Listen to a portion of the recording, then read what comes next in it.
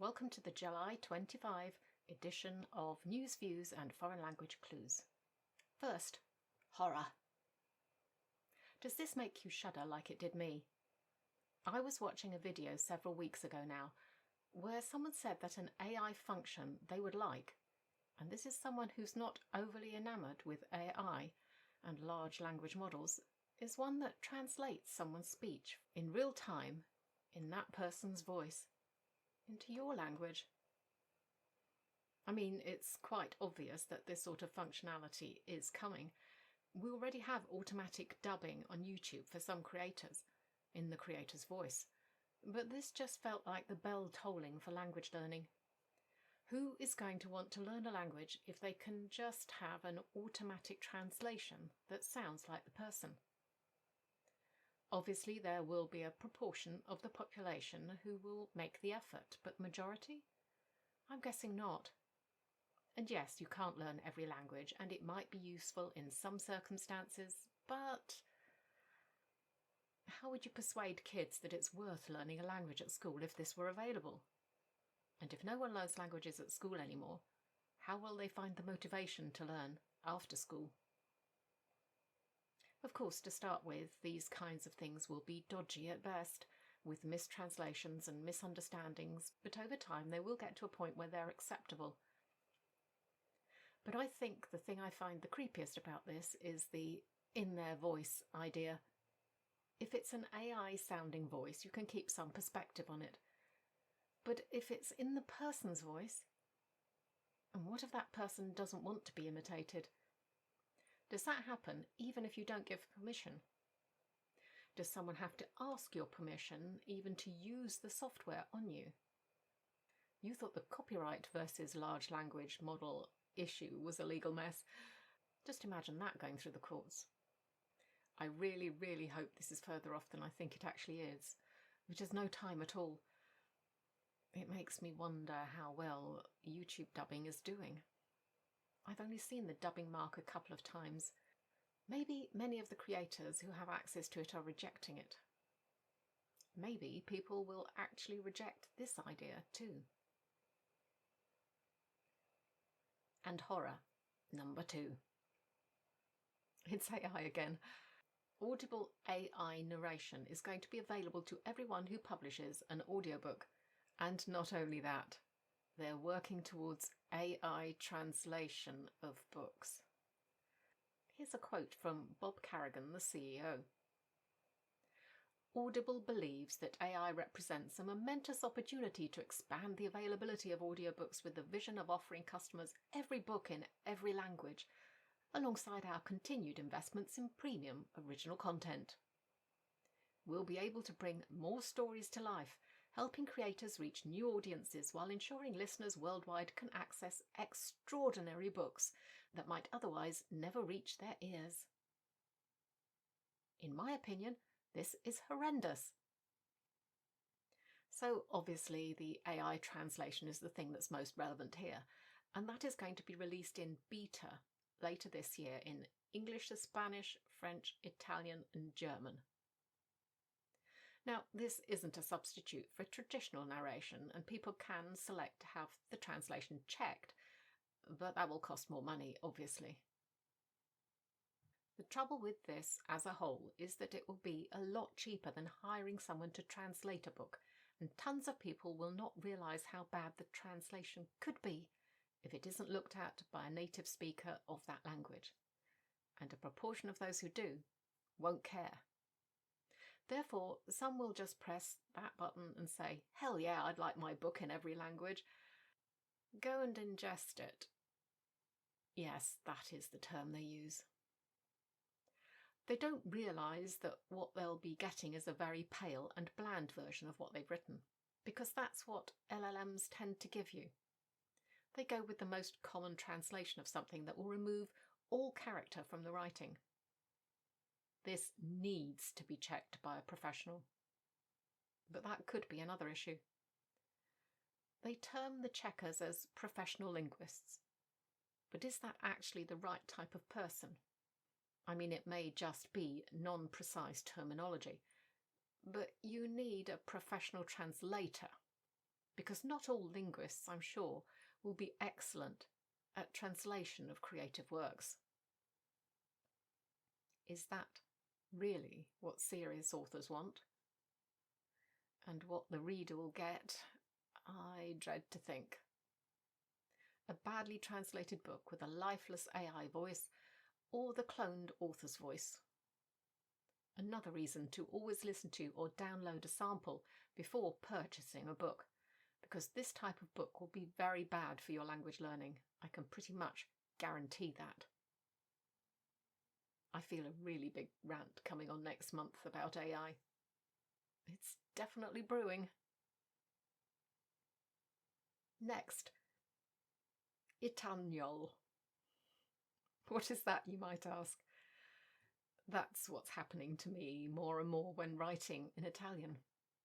Spanish words are creeping in, and in some instances, hybrid words are appearing.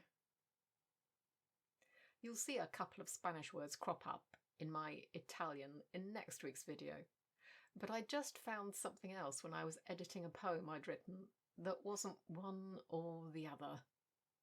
It was a mixture, and I had to do a right old botch job of correcting it. Now you're going to be looking for that, aren't you? It won't be that difficult. I'm going to tell you the word. But it does come up more than once, so there's that. Dangerous in Italian is pericoloso, and in Spanish is peligroso. I had written and recorded peligrosi, which is the Spanish word with an Italian ending. How did that get through? And it nearly got through the whole process. The video was ready to render pretty much. I was just doing a final check. I'm definitely going to have to add another layer of checking to my process. The Spanish word check, which can only come from my brain. And no, I'm not asking ChatGPT to find any Spanish words, because some bright spark is bound to suggest that as a solution. Okay, now on to a Portuguese grammar book. Last week I mentioned I had bought a Portuguese grammar book. I just wanted to shout it out here because I like it. It's this one, Portuguese Verbs and Essentials of Grammar by Sue Tyson-Ward. Usually I go for the Collins grammar book, but there doesn't seem to be a current comprehensive one for Portuguese, and this one had good reviews. It's actually a really easy to understand book, and I'm sure many of you know how dense grammar books can feel. This one is not. It explains European Portuguese and then gives you any differences in Brazilian Portuguese in simple language. Any technical terms are explained for those who haven't learned languages before. So now I actually know what difference all those accents make, which Duolingo gave me no clue on at all. If a word deviates from regular stress rules, it needs an accent. So accents can designate stress, but they also indicate sound. An acute accent is an open vowel, and the circumflex is a closed sound, both of which are stressed. The grave accent is only used with contractions of the preposition a, so it seems the grave is only on the letter A. That will avoid any hesitation with other letters once I get that fixed, because that is something I might have a momentary brain freeze on. Is it grave or acute? The tilde is usually stressed and, as I thought, causes a nasal vowel. It's going to take a while to fix all that in my brain, I think, as I had no clue before, but I'm going to actively think about it from now on. I'm sure I have been getting those open and closed vowels wrong. Time for the words and phrases, and today we're starting with Spanish. These are all from the Patagonia book. So we're talking Argentinian-leaning Spanish, and may or may not be European Spanish. The first one is amigotes. Well, if you look at this, you can see that the word amigo. So it's reasonable to assume that this is some kind of diminutive of friend. And it is. This is a word for cronies, buddies, chums. So that group of people you meet down the pub and chat about life, the universe, and everything with would very likely be amigotes. What about los 20 pico? You can be in them. Again, there's a word in this that's pretty obvious, 20. But I don't think knowing what pico means will help you. That's a peak, beak, spike, summit, that kind of thing. However, if you add e to it, it becomes a bit. 20 y pico. 20 and a bit. Or more commonly, in your 20s. Obviously, that's been contracted down over the years. Here's an easy one. Mi viejo. My old one. Masculine. This is my old man, which can mean both one's father or one's husband in English, but from what I can see does seem to be more focused on father from the translations I could find in Spanish. Reencauzar la conversación. What can you do with a conversation? Start it? Stop it? Well, we're redoing something. That's the same as English. And encauzar is to channel, direct, or steer. So, reencauzar, steering the conversation back to something. El picaporte. Another word with something very familiar encased within it. If you know Italian. Porte in Italian is doors. The door is definitely relevant. This is something you find on a door. Or I suppose you could find one on a gate. But I don't know if that would be the same word. This is the word for a doorknob, handle, or latch. Está al tanto de todo. Someone is at the so much of all. Yeah, that doesn't make sense, does it? Okay, there is a better way to say it in English. This person is aware of everything, or they could be on top of things, like everything is under control. Depends on the circumstance, obviously. Time to hop over to not France, but the French of Canada.